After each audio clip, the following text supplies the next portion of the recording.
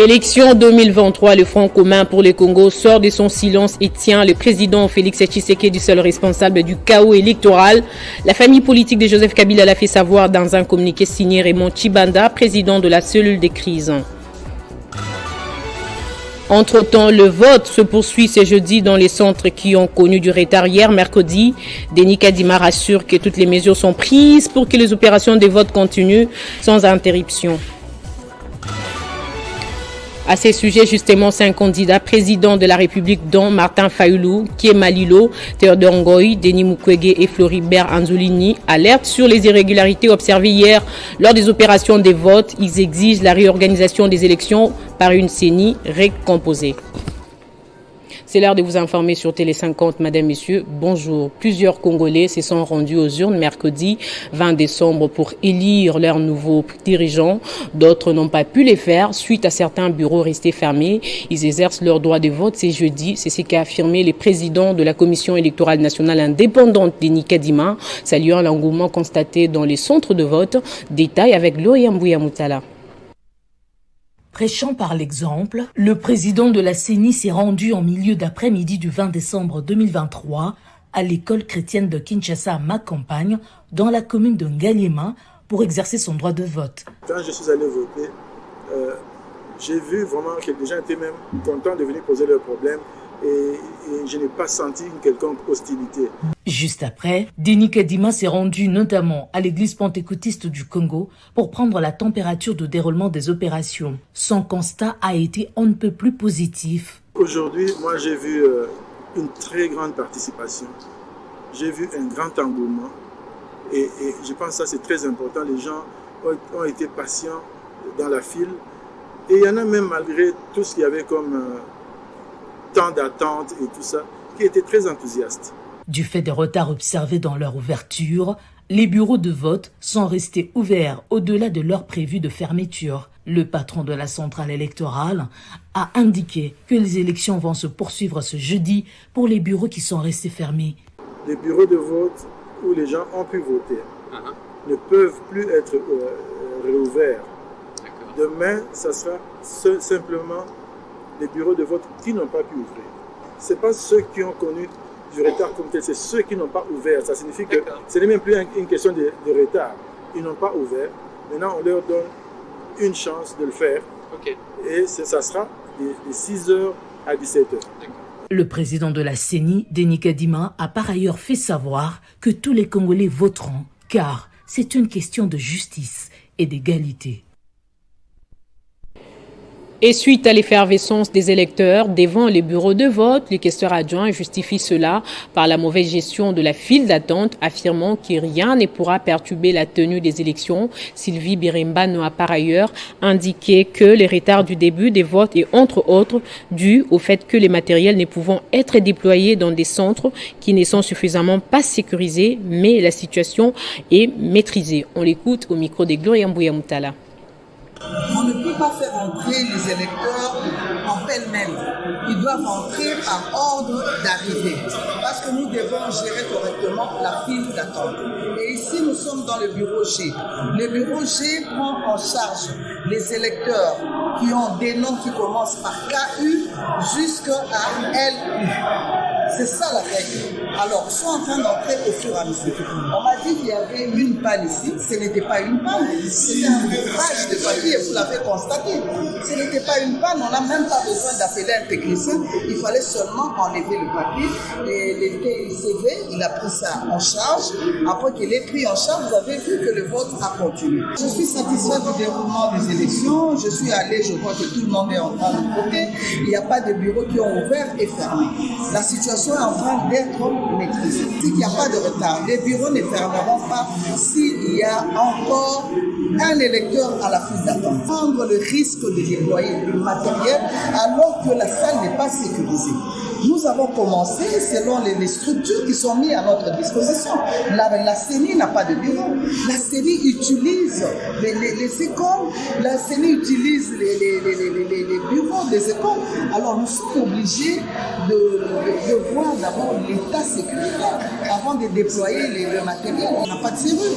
Alors vous n'allez pas demander à la CENI de déployer un matériel la veille, là où il n'y a pas de serrure.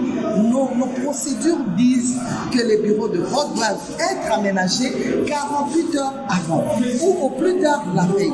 C'est ça les procédures de la CENI. L'actualité, c'est aussi le Front commun pour les Congo qui est sorti de son silence et tient le président Félix Tshisekedi pour le seul responsable du chaos électoral. Le FCC accuse Tshisekedi et la CENI de faire le sourd en organisant une élection chaotique qui ouvre la voie à une crise aux conséquences incalculables. La famille politique de l'ancien président de la République, Joseph Kabila, l'a fait savoir hier dans un communiqué qui porte la signature du président de la cellule des crises, Raymond Tshibanda.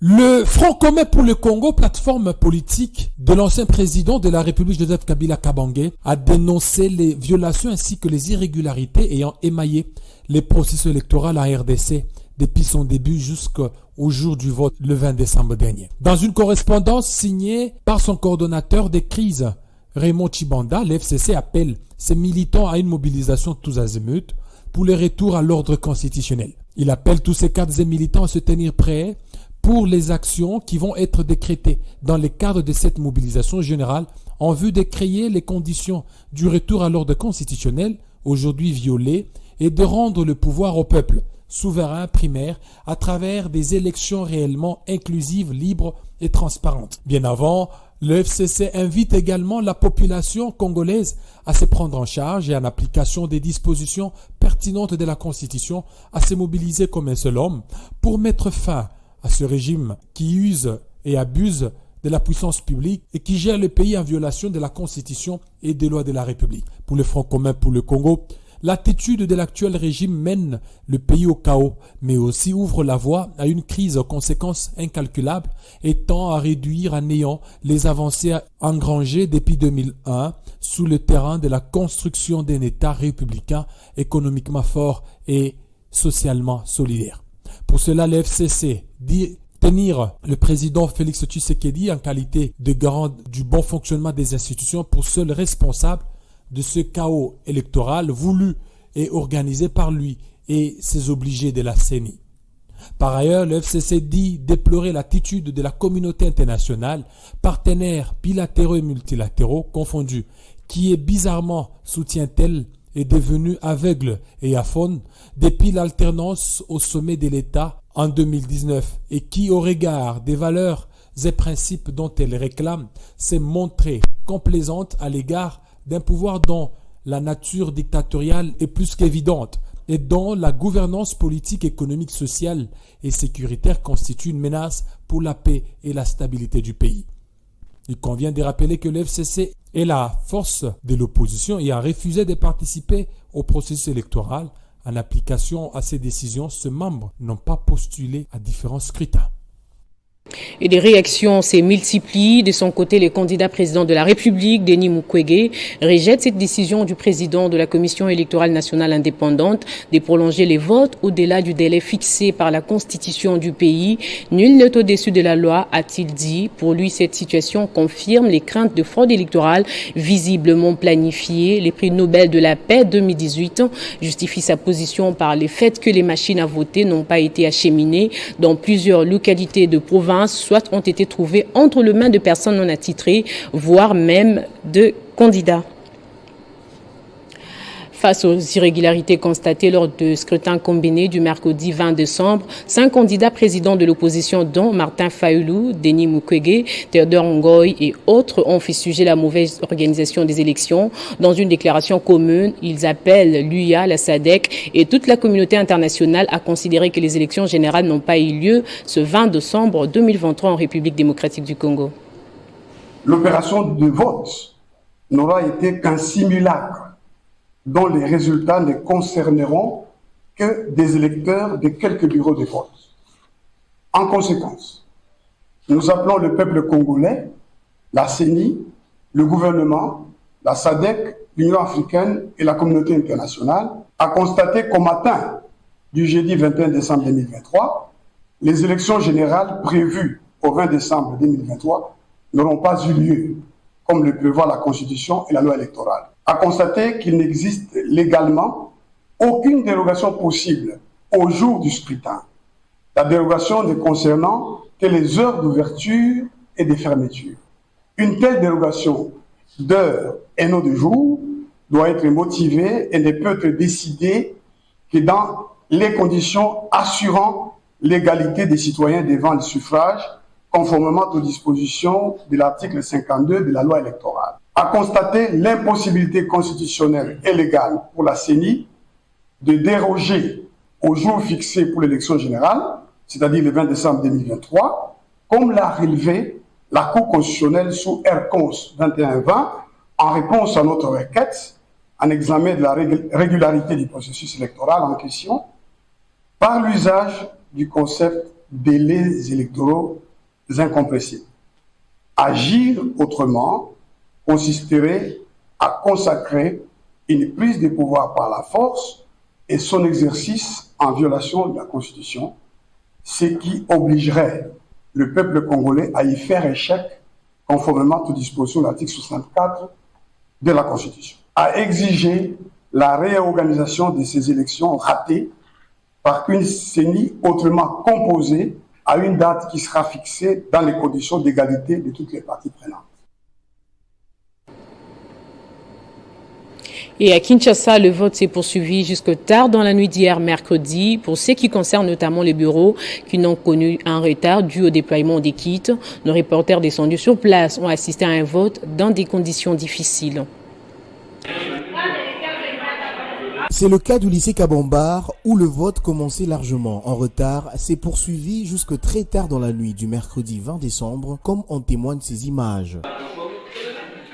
Il est 23h50. À l'intérieur de ce bureau de vote, par exemple, la population était déterminée à remplir son devoir civique en dépit de la longue attente. Même situation au collège Saint-Pierre où le vote s'est poursuivi tardivement, mais dans des conditions difficiles. Plusieurs bureaux de vote dans le pays n'ont pas pu ouvrir à temps suite au retard dans le déploiement du matériel électoral. Face à cette situation, le président de la centrale électorale a rassuré quant à la poursuite du vote ce jeudi afin de permettre à tout le monde de choisir ses dirigeants.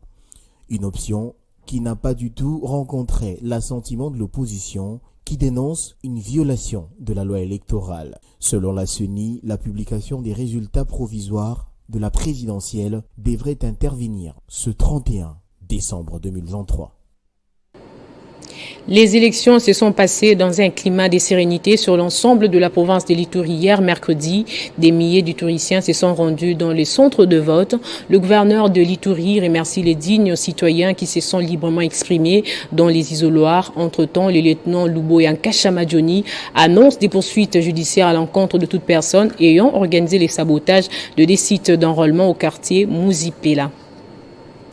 Retenez que, d'une manière générale, les élections en province de l'Ituri se sont déroulées dans le calme le plus total. Hormis le 2 cas de sites situés dans les quartiers Mouzipela, dont celui de Yespe Bounia, où certains déplacés ont refusé d'aller voter dans leurs circonscriptions respectives en territoire de Djougou, à cause de certains politiciens qui ont manipulé ces derniers en refusant farouchement et en s'opposant à la loi de la CENI d'aller voter dans leur circonscription après avoir été enrôlés dans la ville de Bounia. Tout ceci, ces politiciens voulaient déstabiliser la province pendant cette période et faire échec aux élections. Par ailleurs, ces politiciens inciviques sont bien identifiés et feront l'objet de poursuites par les instances judiciaires compétentes au moment opportun. Et nous allons transmettre leurs noms. Cependant, tous les électeurs, donc leurs noms figurés dans le centre vandalisé, ont été réorientés dans d'autres centres les plus proches pour accomplir leurs devoirs civiques. En ce qui concerne les déplacés de ces sites précités, ceux qui ont refusé, à la suite de cette manipulation, d'aller voter dans leurs circonscriptions respectives, certains en territoire de Djougou, la solution ne dépend ni du secrétaire exécutif provincial de la CENI, ni du gouverneur militaire, lieutenant-général Luboya, mais plutôt du président de la CENI, Excellence Denis Kadima. De tous ceux qui précèdent, les gouverneurs militaires de la province de l'Ituri, lieutenant-général Luboya Kashamadjouni, félicite encore une fois de plus, de tout son cœur, toute sa population en général, d'avoir accompli leur devoir civique. Place au rappel ici très présent. Élection 2023, le Front commun pour le Congo sort de son silence et tient le président Félix Tshisekedi seul responsable du chaos électoral. La famille politique de Joseph Kabila l'a fait savoir dans un communiqué signé Raymond Chibanda, président de la cellule des crises. Entre-temps, le vote se poursuit ce jeudi dans les centres qui ont connu du retard hier mercredi. Denis Kadima rassure que toutes les mesures sont prises pour que les opérations de vote continuent sans interruption. Justement, à ces sujets, 5 candidats présidents de la République, dont Martin Fayulu, Kéma Lilo, Théodore Ngoï, Denis Mukwege et d'autres, alertent sur les irrégularités observées hier lors des opérations de vote. Ils exigent la réorganisation des élections par une CENI recomposée. Ne quittez pas vos sièges. Dans un instant, la revue de presse.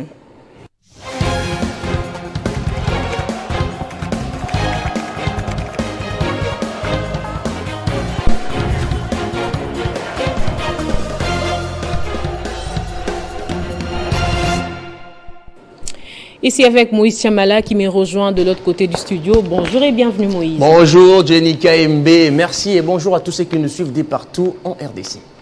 Alors, élection en République démocratique du Congo, tous les médias en parlent. Tout justement, Jenny KMB, hier, mercredi 20 décembre, les Congolais avaient les destins de celui qui va diriger leur pays pendant 5 ans. Eh bien, commençons avec Forum des As qui écrit à sa une, défiant ses détracteurs qui pariaient sur son échec. Denis Kadima gagne son pari. Eh bien, Jenny KMB, Denis Kadima, c'est de lui qu'il s'agit et fier d'avoir gagné son pari, l'organisation des élections générales dans les délais constitutionnels, défiant ses détracteurs qui lui faisaient pression pour qu'il ne puisse pas bouger d'un iota. À la date du 20 décembre 2023, les présidents de la Commission électorale nationale indépendante persistent et signent la participation au scrutin combiné a été effectif et massif, sincère. Denis Kadima a reconnu toutefois des défaillances dans les déploiements des kits électoraux qui ont été livrés en retard dans nombreux bureaux des votes, d'où les retards signalés ci et là. Et bien, Jenny KMB, les moniteurs, lui, écrit à sa une, vote retard, problème technique.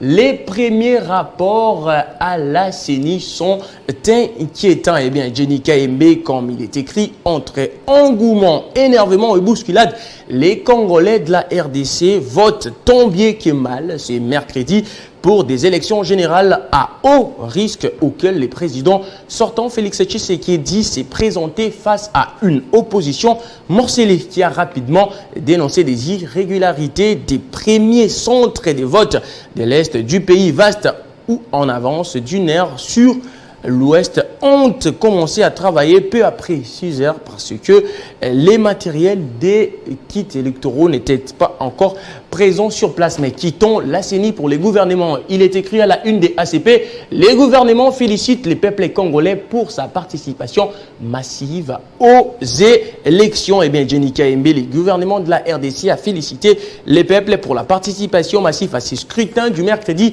20 décembre qui s'est déroulé sur l'ensemble du territoire national. Dans un communiqué, les gouvernements de la République a par ailleurs appelé la population au calme et à ne pas se fier aux rumeurs répandues sur les réseaux sociaux dans l'objectif de perturber les processus électoraux.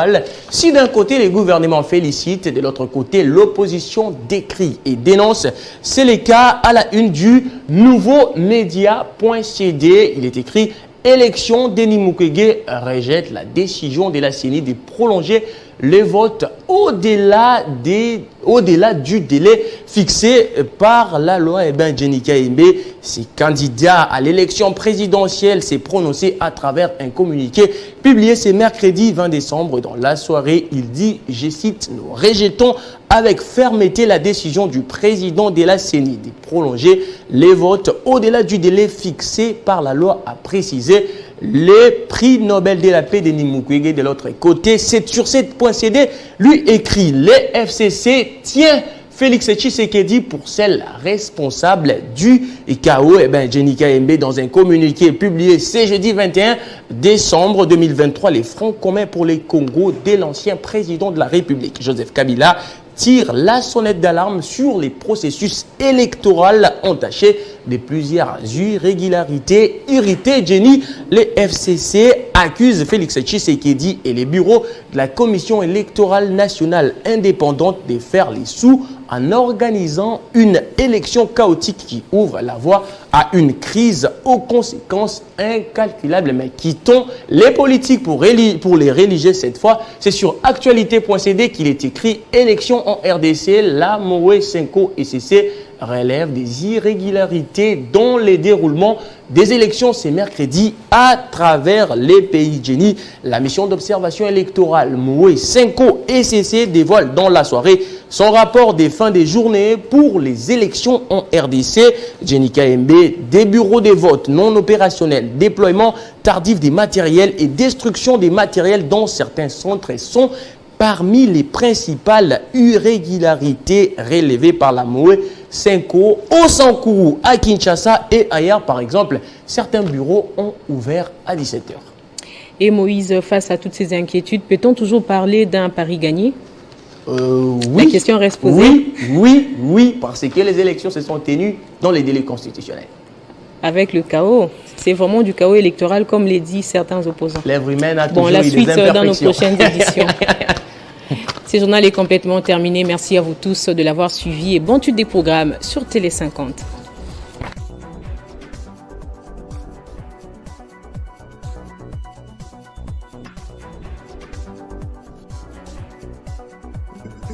Retrouvez toute l'actualité en continu sur www.tele50.cd.